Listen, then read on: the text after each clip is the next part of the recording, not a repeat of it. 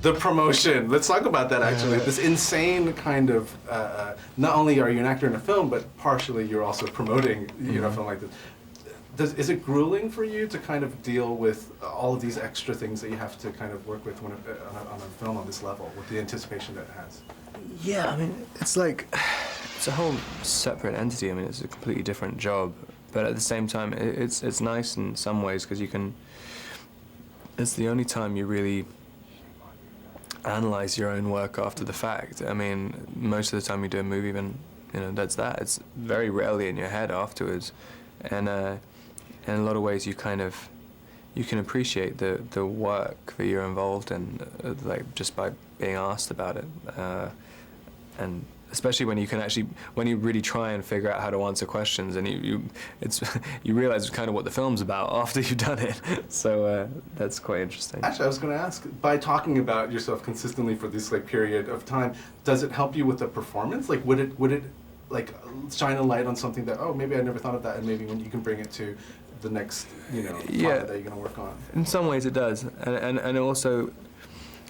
When you talk about things in the character, and when people connect to it, even things which you weren't really trying to portray in the movie, then you think like, oh well, if you know, this interviewer or that interviewer can accept that as being part of the character, then you know, at least a certain number of people in an audience will be able to accept it. But also, there is a danger of starting to like intellectualize a character, which is always a pretty bad thing if you keep trying to analyze it all the time whilst you're still playing it.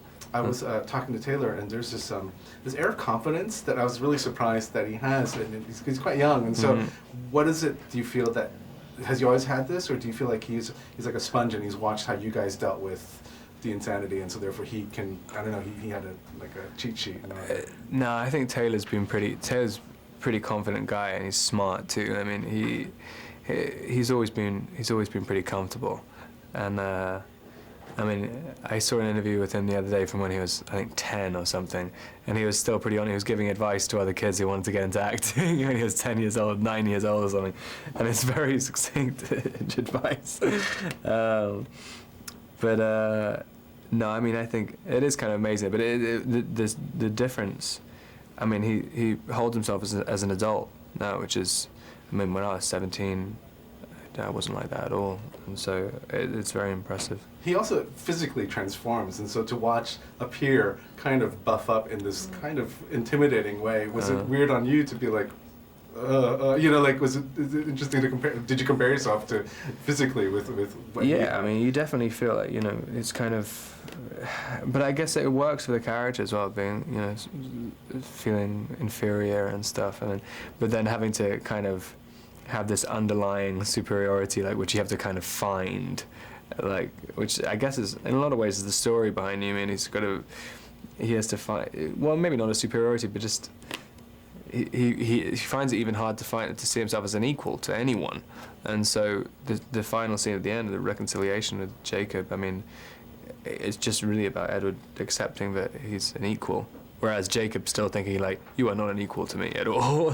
So when I posted that on my Facebook that I was going to be talking to the cast, the people that responded the most were my 40-plus-year-old female friends, and most of it was about you. And so, is it interesting to see that you've got like aunties and mothers who are just as huge fans of you as an actor, as opposed to young girls who, you know, obviously would like you. I mean, you know, like, it's interesting to kind of, do you get weird stares in the hallways with the...